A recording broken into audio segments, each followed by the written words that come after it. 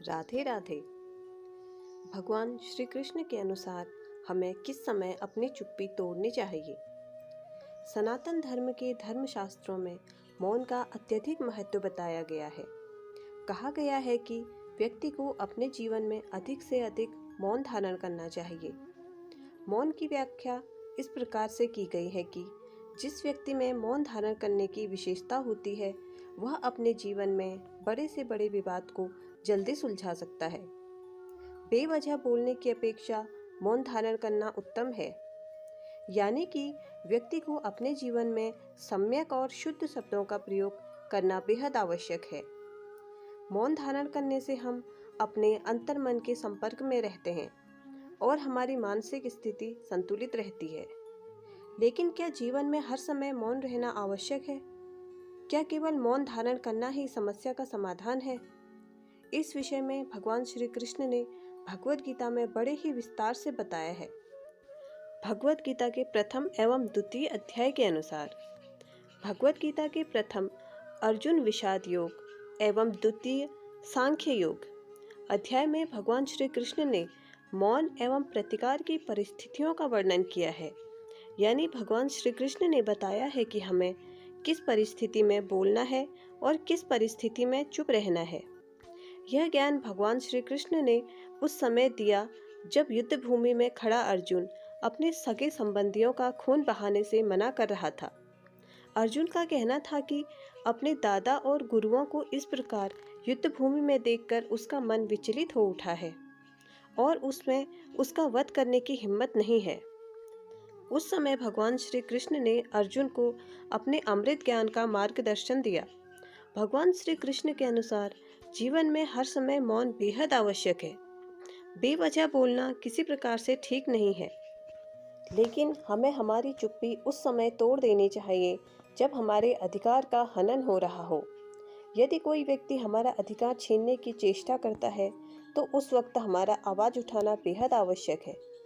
यदि बात हमारे हक की हो और हमारे साथ अन्याय होता प्रतीत हो तो उस समय मौन रहना ठीक नहीं कहा जा सकता। भगवान श्री कृष्ण आगे कहते हैं कि यदि हमारे चारों ओर पाप बढ़ रहा है, हमारा शोषण हो रहा है, हमारी भावनाओं का सम्मान नहीं किया जा रहा, तो उस समय चुप्पी को अवश्य तोड़ना चाहिए। हमारा दुश्मन चाहे जो भी हो, लेकिन ऐसे में हमें उसका प्रतिकार करना आवश्यक है।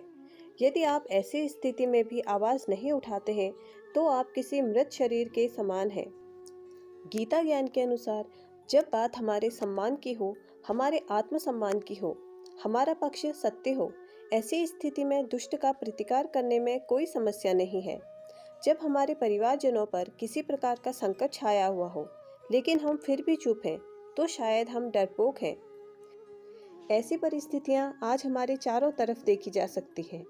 जब हमारे समाज के ऊंची जाति के कहे जाने वाले लोग दलितों के साथ अन्याय करते हैं, जब किसी सत्ता में आसीन राजनीतिज्ञ अपने भ्रष्ट नीतियों से जनता का पैसा खाता है लेकिन फिर भी किसी में उसका प्रतिकार करने का साहस नहीं होता, जब हमारे समाज के लोग बेवजह हमें परेशान करते हैं, हमारे लिए बुरे शब्दों का प्रयोग करते हैं, जब हमारे समाज में लड़का लड़की पर भेद किया जाता है, जब हमारे समाज में कुछ लोगों को शिक्षा जैसी चीजों से वंचित रखा जाता है, ऐसे समय में हमें किसी से डरने की कोई आवश्यकता नहीं है। ऐसे समय में हमारा आवाज उठाना बेहद आवश्यक है। भगवान श्री कृष्ण के अनुसार इस संसार को अधर्मी से उतनी हानि नहीं होती जितनी धर्म जानने वालों के मौन से होती है। यानी यदि आपको पता है कि सत्य क्या है लेकिन फिर भी आप चुप हैं तो अन्याय करने वाला दोषी नहीं, आप स्वयं दोषी हैं। यदि समाज में कोई भी व्यक्ति अपनी सीमा का उल्लंघन करता है, अन्याय करता है, तो ऐसे व्यक्ति को सबक सिखाना बेहद आवश्यक है। महाभारत की युद्ध स्थली में ऐसा ही हुआ था, क्योंकि जब द्रौपदी का चीरहरण हुआ तब राजसभा में एक से एक ज्ञानी व्यक्ति बैठे थे।